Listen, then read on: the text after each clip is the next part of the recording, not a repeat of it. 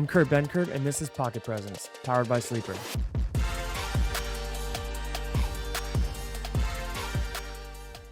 We're back, and this time, we're here to talk fantasy football, Kyler. We've been talking a lot about different teams, specific outcomes, kind of how we think this year is going to play out, but it's June. I'm starting to get excited about this fantasy football season. I've been looking at some way too early mock drafts for fantasy, and some things caught my eye when I was looking at these lists. And I don't know, this is kind of like when I'm gambling. I look at the board, man. I always love the board because there's always action to be had. And I went and looked at this fantasy board, and I was like, wait a minute, there's some real discrepancies here. In my opinion, in the quarterback list specifically, that we're going to address today. We're going to talk fantasy quarterbacks for 2024, some of their adjusted positions and all that good stuff. But yeah, I'm ready to get to it, man. How are you today? Good. We're talking quarterbacks. I'm excited. So we have a list in front of us of all the fantasy quarterbacks for 2024 and their average draft position projected by Sleeper.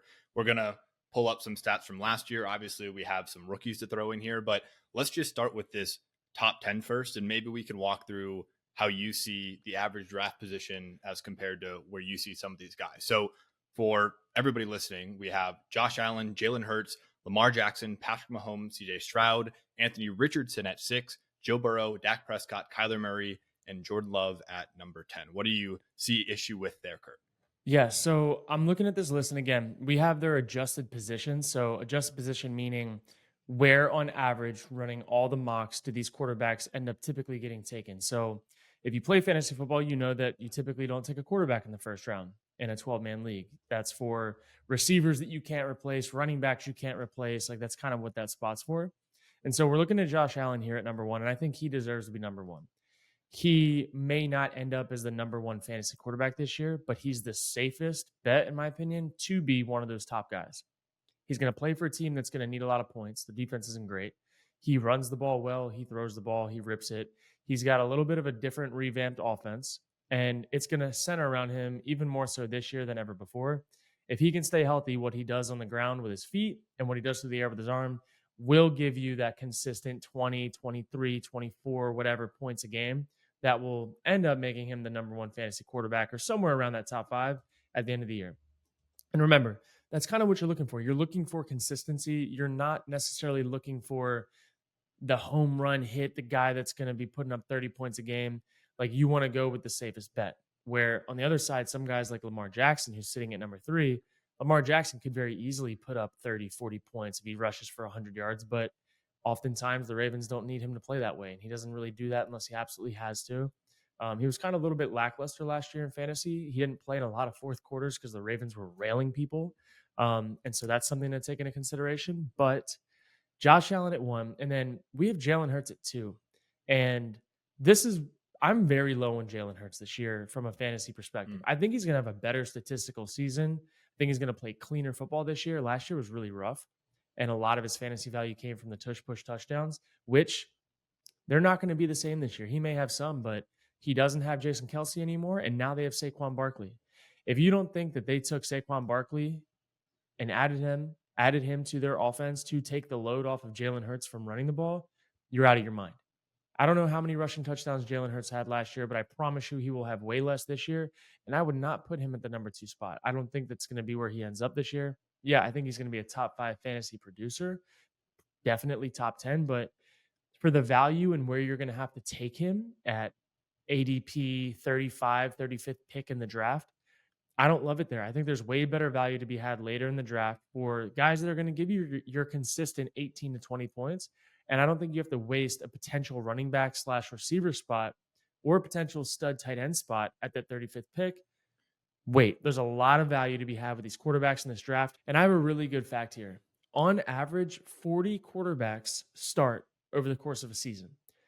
There's a lot of different injuries that happen, and last year it was way more than 40. It was in the 50s or 60s. Some teams got down to the 3rd and 4th guys. If you're going to waste a top pick in your fantasy draft by trying to reach for a quarterback, you could end up killing yourself, because if you put that much value into a quarterback and it goes south, chances are you're not going to take another quarterback, especially in a one QB league, until way later, maybe even after the draft. I don't know. I'm a believer that receivers and tight ends are the ones that basically change your entire course of your fantasy league. Also, kickers and defenses if you play in that type of league. Those Yeah. things are what move the needle because, again, there's so many quarterbacks out there. There's going to be quarterbacks that throw for 300, 400 yards a game. There's going to be guys that run for 80 yards and a touchdown. Like, there's a lot of guys like that. And I see a lot of value way later that I think you can wait for and not have to reach in the first 3 or 4 rounds for quarterback. I don't know. Yeah, I think we'll get to that value pick later on. And I completely agree with you. I mean, when you look at last year's final QB fantasy rankings, you have guys like Jordan Love, who was sixth, Brock Purdy, who was seventh, Jared Goff, who was eighth. And those are guys that were probably taken in the last 3 rounds in their top Exactly. 10 fantasy quarterback. So I think your point's well taken. Another interesting stat last year, Josh Allen had 15 rushing touchdowns, which was the same as Jalen Hurts. So this conversation of Yeah. Jalen Hurts getting the tush push upside, like, sure, I guess you're right. But at the same time, Josh Allen, somebody who wasn't thought about as having that rushing upside Yeah. as much as Hurts had just as many touchdowns. What do you think? You mentioned that tush push maybe not being as effective this year, and you mentioned it in the context of like protecting Jalen Hurts. Is there a time where the tush push just becomes less effective because you don't want to throw your multi-million-dollar quarterback into the fray every single time? I mean, it's effective, but I guess the question Yeah. is at what cost? Yeah, that's again, you looked at Jalen Hurts last year and he looked like he was playing hurt. Like he could barely move sometimes. Like he was able to do the tush push because he's just a large, strong human, but he wasn't the same runner by the end of the season as he was last year, 2 years ago when we saw him. When he was really changing games with his feet. He looked slower, looked hurt, and like he just looked like he was playing in pain.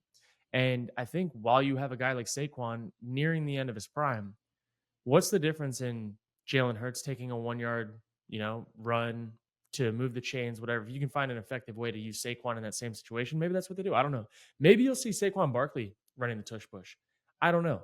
I'd imagine that Saquon's probably potentially even better if he can take a snap under center. I don't know. We might see it, we might not, but altogether, them having that type of running back versus what they had last year and a speed guy, you'd imagine that takes away from what they're asking Jalen Hurts to do as a runner. And again, when you really need your quarterback to play well, you need them in third down passing, you need them in red zone passing. If you're running the ball more often, you're going to be taking away from your accuracy, from your ability to be sharp while throwing, to mentally process. Like running in those hardcore situations, you're going downhill, having to attack. It does take a toll on you, and it's part of the game. So I think that's part of the reason why Jalen Hurts looked like he wasn't as great of a passer towards the end of the year. I mean, especially midway through the year, it looked like he was tired, fatigued, injured. And I'd have to imagine that the play style that they used him with did not help that.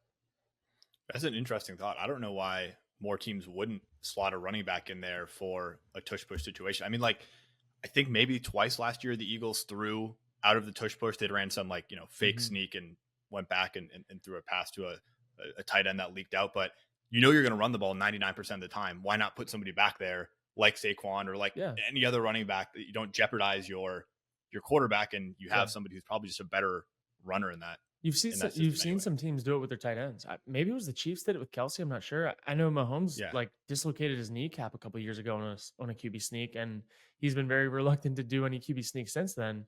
But you've seen some teams starting to use tight ends for that situation, so I wouldn't be shocked.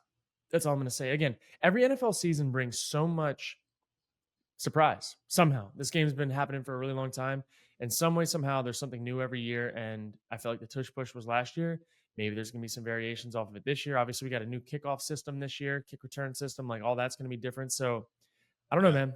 I'm seeing Olympic wrestlers getting signed to teams now. I'm seeing rugby stars getting signed. Like the game's changing and it's getting more interesting and it's going to be fun to watch how it plays out. But I definitely like, oh man, I keep looking at this quarterback list. I'm going down it and I'm like, man, Yeah.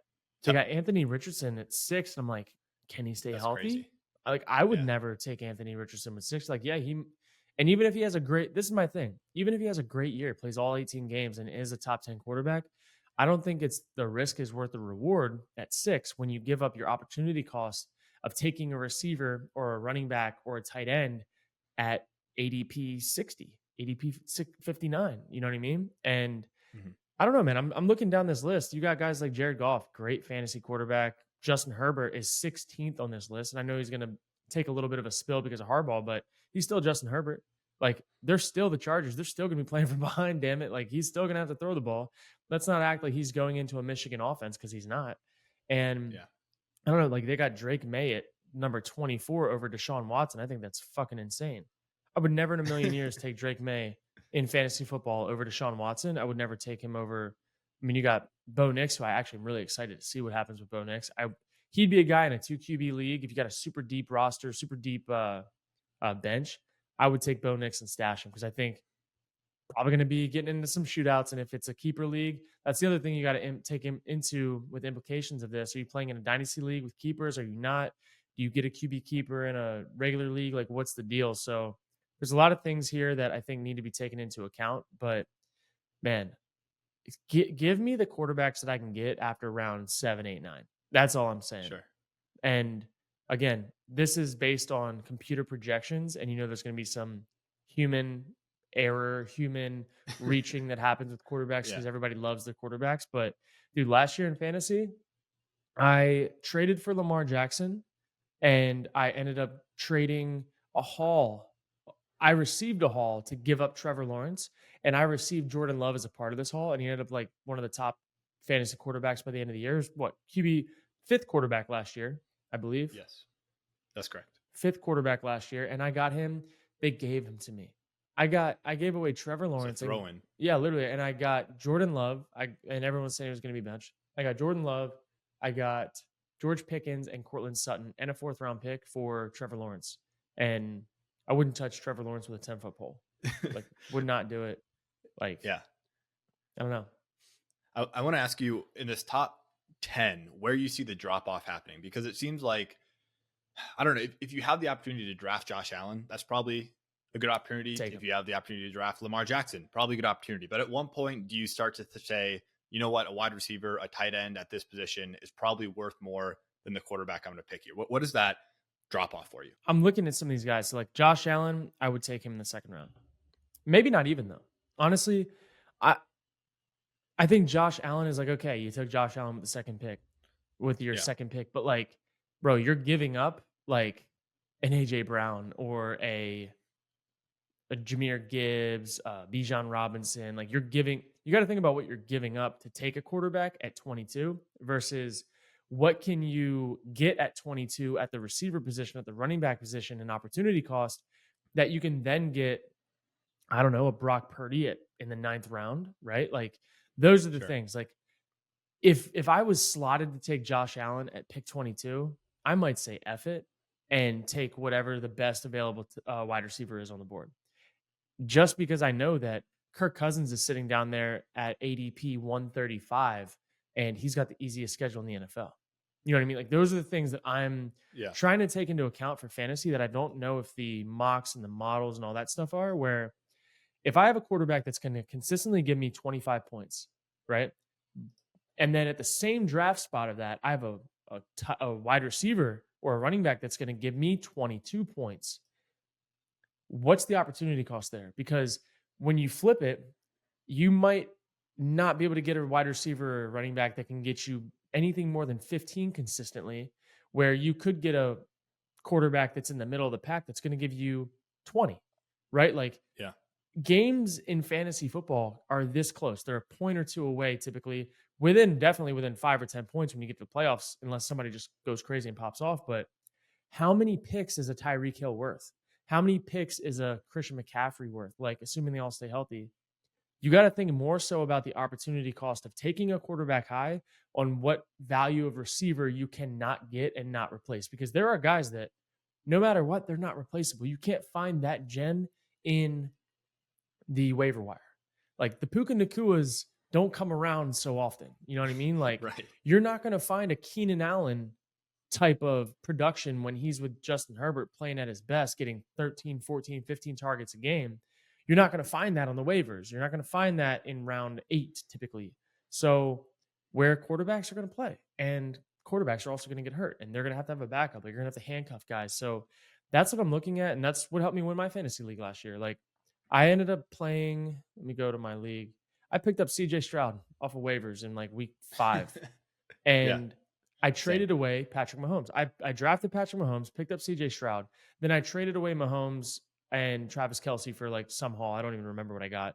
but I was able to trust that I had CJ Stroud off of waivers and that he was the starter, who was playing consistent. He was going to give me 18 points a game around that. If he popped off, he popped off, and smooth sailed all the way to the championship and won it by like 7 or 8 points. But all that to be said, I had a stacked receiving room.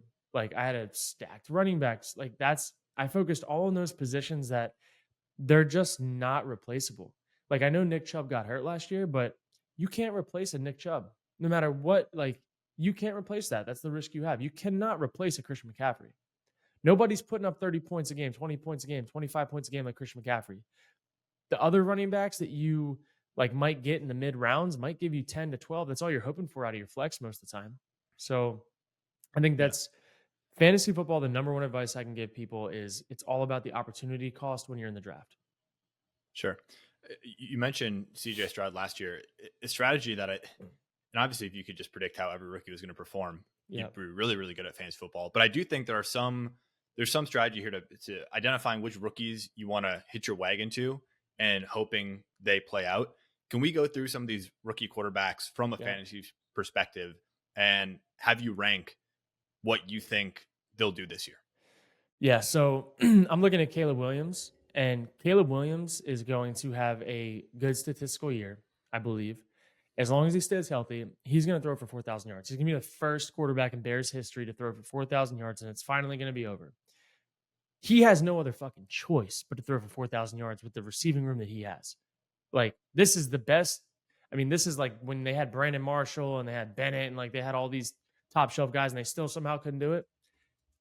Caleb Williams has no other fucking choice but to throw for 4,000 yards when he's throwing to Keenan Allen, DJ Moore, Roma Dunze, got a nasty tight end, got a good running back. He's a guy that I think is going to have a great year statistically for fantasy. And again, right now, Caleb Williams is sitting at 11th. Yeah, I wouldn't. sitting right behind Jordan Love, ahead of Brock Purdy, Tua, Jared Goff, even Justin Herbert. I wouldn't take him at 11. I'll tell you that. I would rather have Kirk Cousins at 18, a couple rounds later, 4 rounds later, than Caleb Williams at 11 because the wild cardness of that, it's not worth that draft slot. If he's a middle of the pack guy that I think is going to perform like 11, but you never want to reach or you never want to get a guy that you think like he deserves that spot is what I'm saying in the drafting. So I'm going to put him. He's going to have a good year. I think that 1 second. Jaden Daniels. Yeah, I think Jaden Daniels is going to have a great year. I think Jaden Daniels, fantasy wise, he might actually have a better fantasy season than Caleb Williams, just for the simple fact that he's going to have to play more. He's going to probably play from behind more. He's going to be able to use his feet in a dynamic way that what is like 2.5x multiplier on your fantasy points. 10 rushing yards is equal to 25 passing yards. Do the math. I think Jaden Daniels is going to be able to really own that space. Jaden Daniels is a guy that I would reach for, considering where he's slotted right now at 15, because I think he brings more value, or he could be that Jalen Hurts type of fantasy player. Maybe not in year one, but probably by year 2. But he's a guy that if you're in a keeper league, probably already drafted him. If you're starting your league now, he's worth the long haul. So I'm really excited about him. I think obviously Penix is just going to be sitting on the bench riding the pine. I would not touch Drake May at all. I don't even. They have Drake May listed at 24. Has even been confirmed to be starting this year. He's not going to give them their best chance. Jacoby Brissett is. And I don't know why Drake May is at 24 on this list at ADP 203. They have Drake May over to Deshaun Watson, Will Levis, which Levis is probably going to have a better year than Drake May. They have him over Geno Smith, who had a solid year. I even think Bryce Young's going to have a better year. I think he's got a way better offensive situation than he did before, and he's got an actual team or something. And then now you look at JJ McCarthy. Again, no, this is nothing against Drake May. He should not be starting this year. The Patriots are terrible. He cannot save them this year. They need to rebuild. And I don't even know if they are going to throw him as a rookie quarterback into this rebuild with no real end in sight. So take it for what it's worth. Then you got guys like JJ McCarthy. They have JJ McCarthy listed at 22.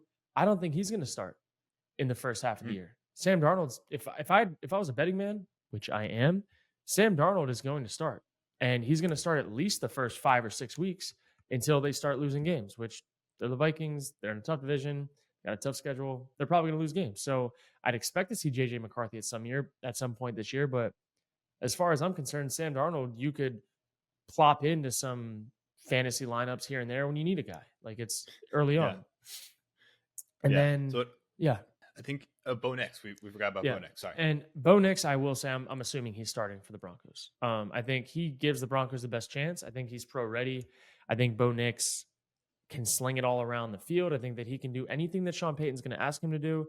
And I know I've been a Sean Payton hater, but I'm actually excited to see Bo Nix play in this system because I think that Sean Payton's probably a better coach when he has a quarterback that he likes coaching. I'll say it, clip it. I'm excited to see what version of Sean Payton we see. And if Bo Nix makes the same mistakes that Russell Wilson did last year, I bet he'll have a lot more leniency and I bet he won't dog cuss him on the sideline because he's a rookie. Like, I don't know. I'm really excited to see that dynamic play out and kind of get past the Sean Payton hate that I have because I also really liked watching him and Drew Brees operate 10 years ago. Like it was pretty cool to see.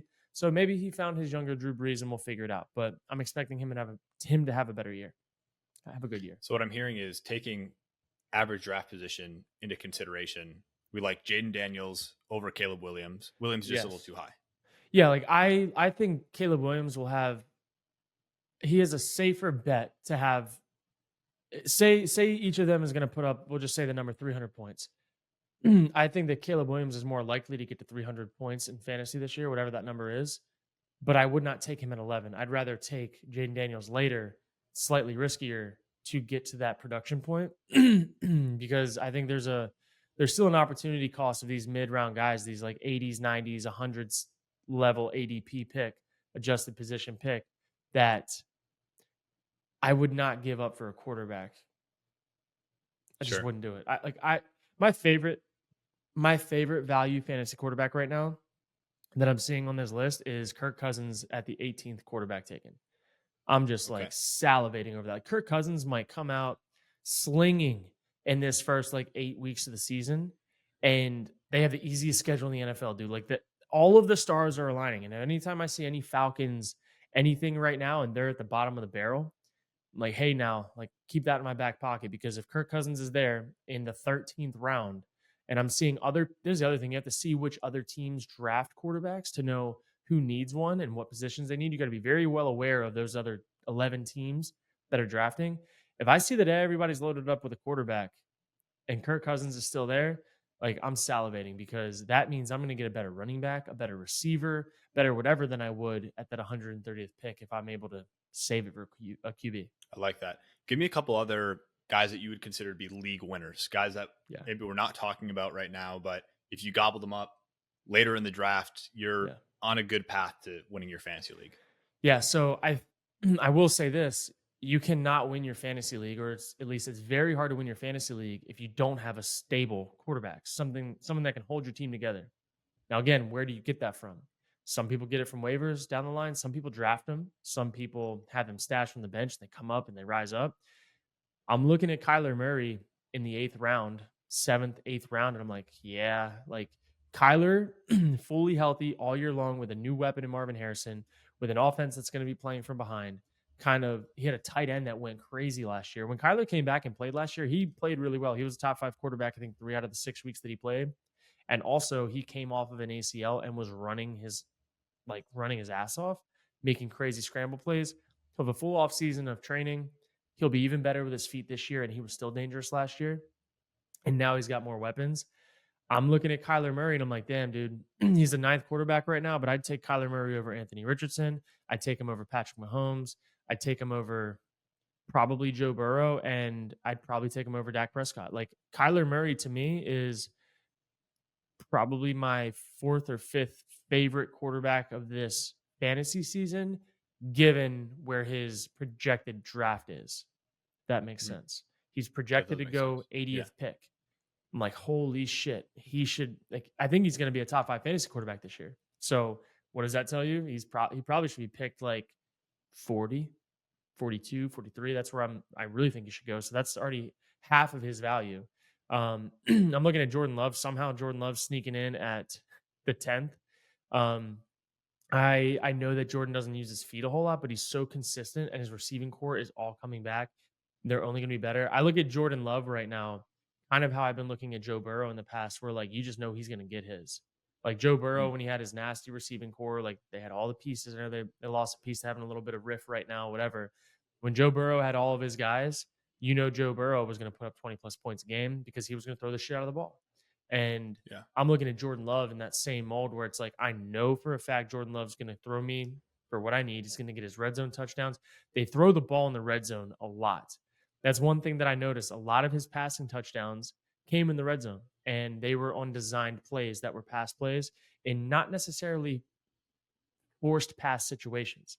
That means that LaFleur is dialing it up on second downs, not only when they need it, and giving Jordan a chance to be good with the football, save the football, take a shot, be smart with it. There's a lot of trust there that's built up that you've seen over the last half of the season. That's what I'm most excited about. You can tell a lot. Clip this. You can tell a lot about a play caller by how he calls plays in the red zone on second down. That tells you everything that you need to know between the play caller and the quarterback and their relationship and how much trust they have.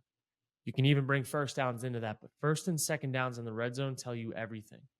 Mm.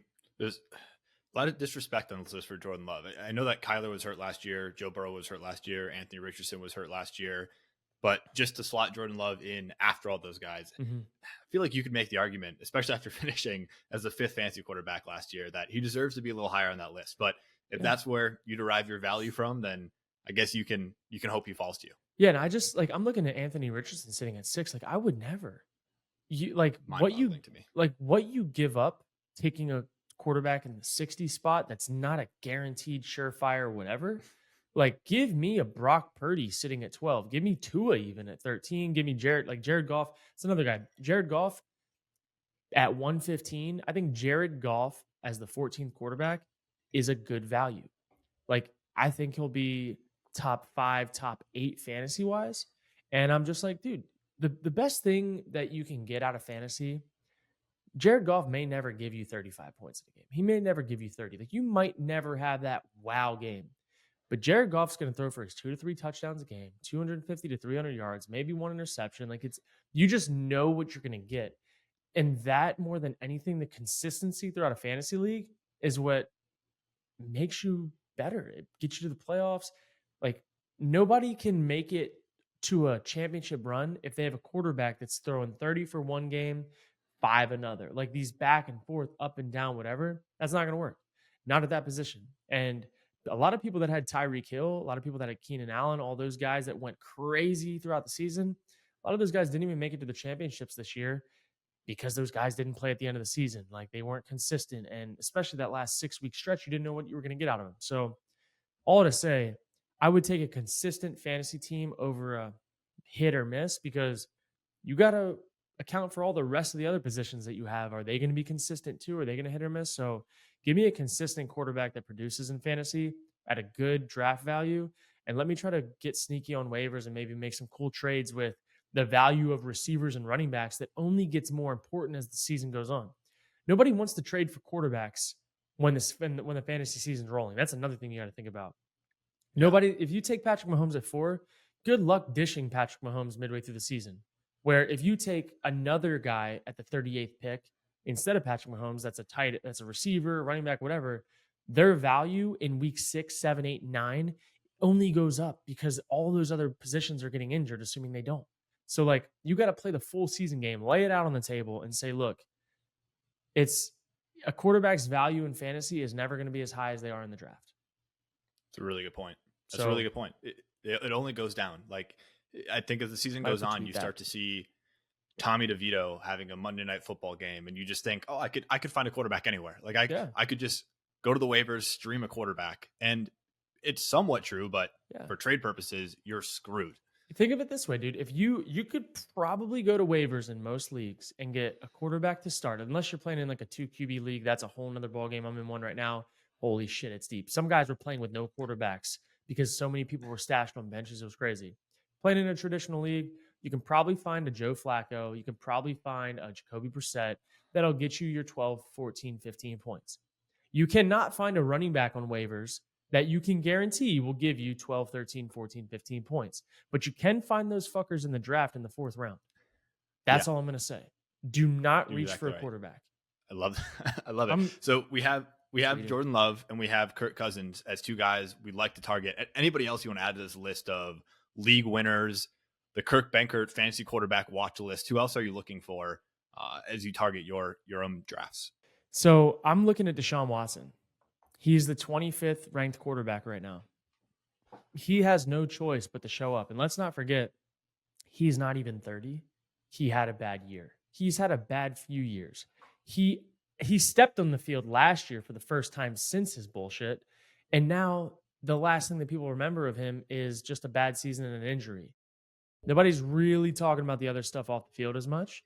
And so, with that being said, Deshaun Watson at 25, I like Deshaun Watson better than I like Drake May, better than I like JJ McCarthy. Is that Taysom Hill at 21? No, yeah, I guess he's QB tight end. I have Taysom Hill at tight end in one of my leagues. I mean, I like Deshaun Watson better than Trevor Lawrence. I like him better than I just like him better than a lot of guys. He may not end up starting, right? Like he may not end up starting for you in your fantasy league, but if you can wait until way late in the draft to pick up Deshaun Watson or even get him on waivers after the draft, depending on how deep your league is, that means that you save yourself a pick, an earlier pick, and you can go and grab a running back, a receiver. Like I was able to get Nico Collins in like the 10th or 11th round last year. He was a top 10 receiver. Do you know what his value was by the end? I could have traded him for a lot. I'm in a dynasty league with him, so I kept him. But that's what I'm saying when these quarterbacks, like their values, most of the time only goes down. Unless you have a guy like CJ Stroud that's in a keeper league. But um, I really like Deshaun Watson at ADP 218. I like Baker Mayfield at 200. I really, really love Kirk Cousins, 18th quarterback right now at 134 draft slot. I'm a little weary about Justin Herbert, but I do think he's low. I think, again, he's thrown for 5,000 yards before. You could damn near do it again. He does not have the receivers that he had before, but so that's maybe why he's at 16. I love Jared Goff for where he is at QB 14. I love Brock Purdy at QB 12. I think Jordan Love should be slightly higher than 10, but still 8th round projected pick, 9th round or 8th round, 7th round projected pick. I probably wouldn't reach for him. Jordan Love would be a guy that if he fell a little bit, I'd take him, but I would not draft him where they have him expected to be. And then, yeah, man, I like CJ Stroud for keeper leagues. CJ Stroud, the one thing with him is like the style of quarterback play that he plays with, he's going to throw the ball. He's not going to try to scramble all the time. That's not his play. He's going to scramble to throw, not scramble to run. He has a very consistent play style, and he's going to have longevity in this league. And so he's one of those guys that I think is a safe pick in the 4th or 5th. Safe pick probably in the 3rd. People will probably reach for him in the 3rd, especially dynasties. Dynasty is so much different because you're trying to draft a guy for the long haul and their careers are long, right? Like we're talking two different types here, but just your one and done leagues. I think I like where he is. I don't love Mahomes at 4, but I really think Mahomes is going to have a better fantasy season this year than last year. He's got better weapons this year. They got a Hollywood Brown, who I think is going to be a dog this year. Don't know where he's at in fantasy at the wide receiver spot, but I'd imagine he's going to be a steal. They just got a really fast receiver in the draft. Like I think that they're allowing him to get guys around him now that are more push it vertically, more shot plays, and then they got their guy like Travis Kelce that's going to work it and chop it up underneath. They got a good run game, so Mahomes is going to have a better season this year. And then Lamar Jackson's the one guy that I don't like for fantasy. I hate playing against him. I don't love having him. It's like that weird, is he going to have a 12-point game because the Ravens steamroll someone and run for 300 yards and he doesn't have to do anything and doesn't play in the 4th quarter? Or is he going to have a 5-touchdown passing game in the first half? You don't know with Lamar Jackson. And that's why I think the inconsistency sometimes that you see out of his fantasy production is not worth that high of a pick. He's one of the guys that you see on somebody else's roster and you're a little bit nervous. But I'd roll the dice and say he's not going to have a 30-point game most of the time. So, right. And if it happens against me, that'd be my luck. Let's close out here. I think this has been a fun conversation. I mean, just talking quarterbacks in June, it just gets you excited. Yeah. Are there any guys on this list that you will just not draft come your fantasy season? Oh. Guys who you're like, you know what? No matter if he falls to me, I don't want him on my team. And maybe it's a personal, you played against him in the past, or you had him on your team and he put up a Yeah. stinker in a big moment for you. But any guys on this list that stand out? Yeah. So there's 33 guys on this list, and these are the guys that I would not touch in fantasy this year for some reason or another. I would not touch Jalen Hurts because I think that you're going to have to reach for him no matter what, and I'm not reaching for him. I would not touch Anthony Richardson for obvious reasons. Hope he has a great year. Not welcome on my team. I would not touch Joe Burrow unless I absolutely have to, because I think you're gonna overpay for his name, and I think you're gonna have to reach for him. And I'm not doing that shit for Joe Burrow. Not without a loaded receiving core, not in a division that's only getting tougher. Not doing it. Sorry, Joe, you're out. Um, I would not touch Tua this year because I think he had such a good fantasy year last year that you're going to overpay a little bit. And I have concerns about his longevity and his entire situation. But I hope Tua has a great year. I hope he throws for a bunch of yards and Tyreek goes crazy. I would not touch Justin Herbert this year because I don't think the risk is worth the reward. I don't know who he's going to throw to, and I'm not going to draft because his name is Justin Herbert and he's a unicorn. Not going to do that. I'm definitely not touching Trevor Lawrence. I think Trevor Lawrence was a huge disappointment last year. He's probably going to have a better season this year. He played a lot of last year not healthy, but he lost weapons. They got worse in the offseason and their division got better. Not going to touch him. And then I would not touch JJ McCarthy this year. I would not touch Drake May at all this year. Drake May, I hope you have a great career. I don't think you should play this year, and I wish you went somewhere else other than the Patriots. I'm sorry that happened to you. I wouldn't touch Will Levis this year just because I'd rather have somebody else with a better team. I'd rather have Geno Smith or Bo Nix over him. I would not touch Russell Wilson because his division is a nightmare, and we've seen what he plays like when he's in bad situations. And I don't think it'll be long before Justin Fields at some point has to play for whatever reason. And I would not touch Derek Carr because I cannot stand watching Derek Carr play football. I think he's such a great person. I don't like how he plays for whatever reason. Yeah. And I'm looking at Daniel Jones sitting at 33 on this list. How the fuck is Daniel Jones at 33 when he's a starter? You have Justin Fields at 32. So somebody must know something I don't, but they did not take a quarterback in the first round. They kept Daniel Jones. Maybe DeVito is going to, come through guns a-blazing at some point. But when Daniel Jones didn't suck, Daniel Jones didn't suck. And I think I agree. There's going to be points this year where the Giants defense, by the way, best turnover creating defense in the league, might have Daniel Jones just come in and run a naked boot and he'll get 30 yards and trip and fall and he'll run the clock out and they'll win the game. Like Daniel Jones is that quarterback you'll get on waivers if you need like 12 guaranteed points. And that's fine. Sometimes you need that. So Daniel Jones, you're not on my do not touch list.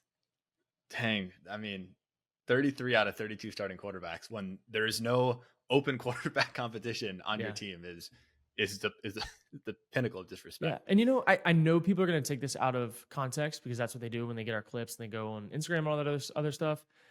I want everyone to know this right now as a super disclaimer. These are based on where they're projected to be drafted, meaning there's an opportunity cost associated with drafting a quarterback. Same reason that I said the Patriots should not have drafted Drake May at 3. They're not in a position to take a quarterback at 3. They need something else at 3. They need more. Like the opportunity cost of taking a quarterback in real life and in fantasy means you're giving up another position of value that can have more of an immediate impact and sometimes, most of the time, win you your fantasy league. So just have it be known, I won my championship last year with CJ Stroud and I traded away Patrick Mahomes, who I drafted in like second, third, fourth round, somewhere in there. Like CJ Stroud was off waivers, baby. And if you're not like how you win fantasy leagues is you got to get lucky and you got to work waivers and you got to make 1 or 2 trades that change everything. Unless you just get the luckiest draft positioning of all time and your team stays healthy. Like nobody, like that's just what it is. So, yeah, I completely agree. And that's not to say like Anthony Richardson could have a great year. Yeah. All we're saying is that drafting him as the number 6 quarterback off the list, you're probably forgoing somebody really talented that maybe somebody has the 75% of output that Anthony Richardson does, but in return, you get a really high level RB2. That's Dude, probably more it's valuable for your team. this fantasy football is Moneyball, baby. That's all it is.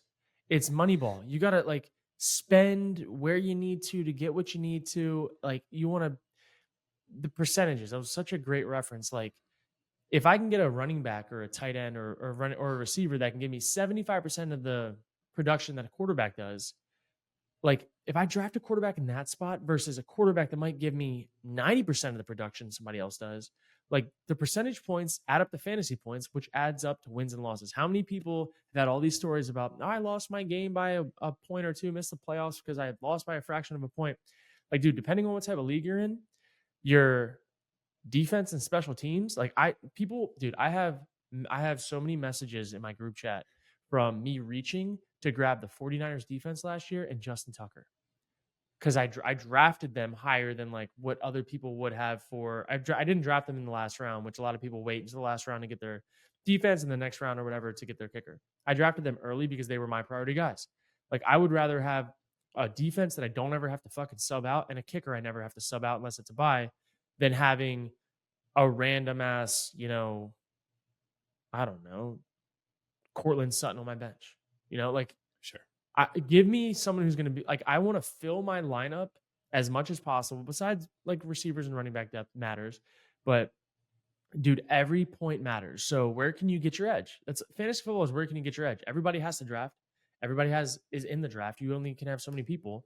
I'm going to get my edge with my tight ends. I'm going to get my edge with my defense, my special teams, whatever, my kicker, and this quarterback one. That's the biggest conversation. People get excited, man. It's just like GMs in the draft in the NFL. They all want to take their flashy quarterback in the first round when their team sucks ass. And what are you going to do? Like your fucking quarterback can't go play D end and force a fumble, win the game for you. Yeah. So Right. Opportunity cost. Okay. Opportunity cost. I'm personally a fan of streaming kickers and streaming defenses. I think that you can work ideal situation. Like I even think it's important, like to an average kicker is probably just going to be better than Justin Tucker outdoors in Pittsburgh when it's freezing and the wind is swirling than an average kicker is going to play in a dome in Indianapolis. You know what I mean? So like, I feel like there are certain edges that you can get there, but maybe there are, like, I'll concede to you that maybe there are 2 or 3 kickers in the league, 2 or 3 defenses in the league that are just set and forget kind of. That's And if that's you can my get those, point. then If you can't yeah. get those, then you stream them with waivers. That's my thing. Sure. Is if you can get them without having to reach too much, and every draft is different. So if I can get a defense, and I'm thinking Jets defense, I'm thinking 49ers defense. I might be thinking Bears defense this year. Bears defense was really good last year. Like there's a few. And again, you have to pay so much attention to waivers because after the first 5 or 6 games of the season, then you really do know. And it was like the Browns defense last year was one of them for the first however many games, one of the best defenses starting in NFL history. Yeah. I think you can figure it out. That way you can get people in and out off waivers. But if you can get your top 1 or 2 kickers, your top 1 or 2 defenses, like the set and forget, more often than not, you're going to end up with a top 5 defense, top 5 kicker. And a lot of the teams that you play in the playoffs will have these key positions that are locked up and good to go. Like some people can piecemeal it through, but I love getting my starting lineup to where I love it. And once I get that, then I'll find the value picks. Then I'll work waivers for a receiver, a tight end, or somebody, or like handcuff somebody. But man, don't reach for a quarterback. I'm a big believer that wide receivers run the league. Running backs, get them and handcuff them, and then get your producers at tight end, defense, and special teams. Yeah. Then there's an argument to be made. While I'm out here streaming defenses every single week, I just give up my waiver spot so I can pick up the Colts defense for week 7. Meanwhile, you can then be tactical and go and grab a wide receiver that I had to pass on because I had to get a defense that week. You never put yourself in the situation where you have to grab a team like that. Yeah, and that mattered for me. I got a lot of guys off waivers last year that I was a beneficiary of because I had better positioning. And I think when you start especially as fantasy, like there's so many resources, so much advice, so many predictions, this and that.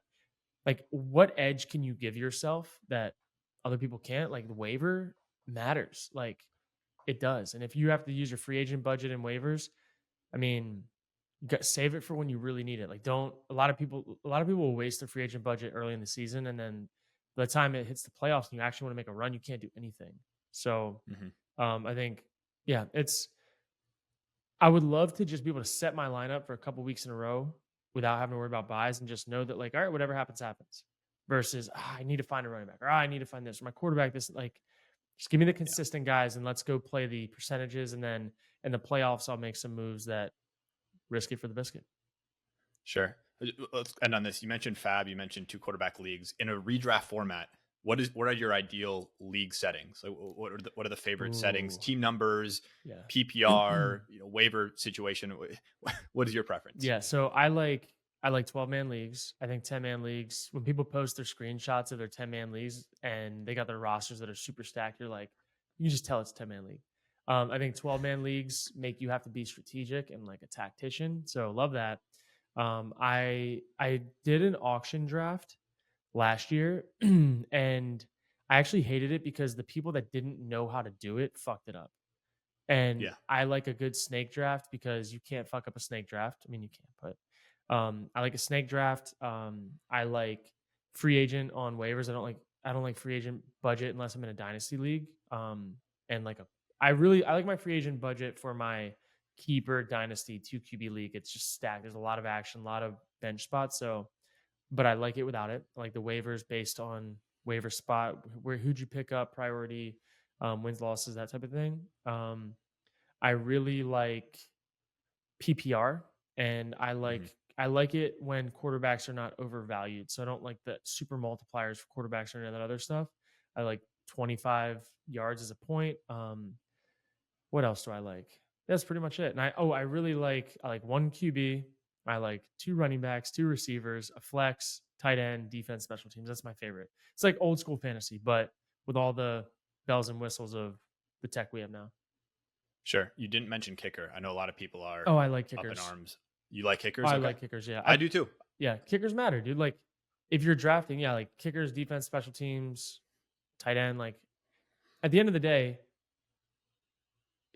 pick a fucking kicker that's going to make 80% plus of his kicks on an offense that Yeah. scores points. Like, don't be stupid. That's all you got to do. And then, like, if a kicker pops off one week, it's no different than Tyreek Hill randomly having a 300-yard receiving game for 3 touchdowns. Like, I mean, and it also makes you look at every matchup. Like, if you have an offense that's playing against a really tough defense, don't think they're going to score a lot of points. It's a decision you have to make. Do you keep that kicker in? Do you look at it as, oh, they're not going to score points, or oh, they're going to keep him out of the red zone, so he has to kick field goals?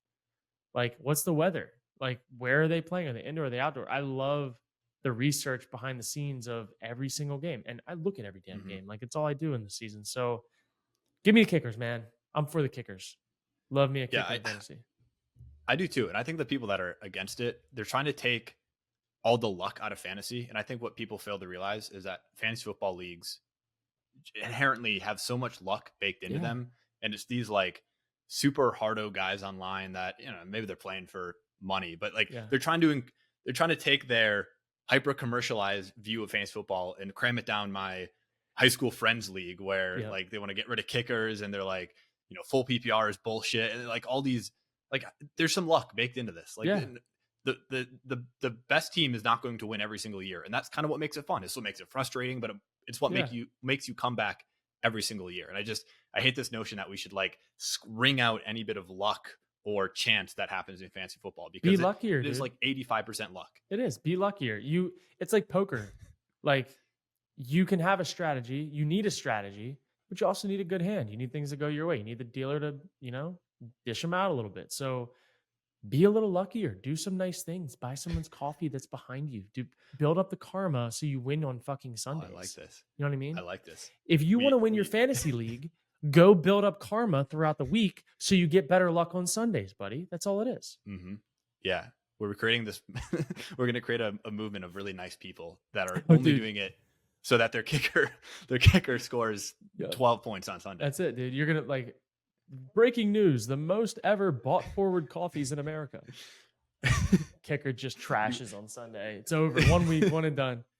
Well, this was All fun, right. Well, man. I'm excited. I'm yeah, glad it we was so got to fun. dive into fantasy. I know we've been doing a lot of the case studies. Wanted to take a break from those. Probably pick a team for next week and get back to it. But I felt like it was time to talk quarterbacks. Been seeing some stuff going on, seeing some contract stuff. Like, there's some action. And when I looked at this list, I was like, damn, we need to address this. So start building your draft boards, boys. It's about to get crazy. See you next time.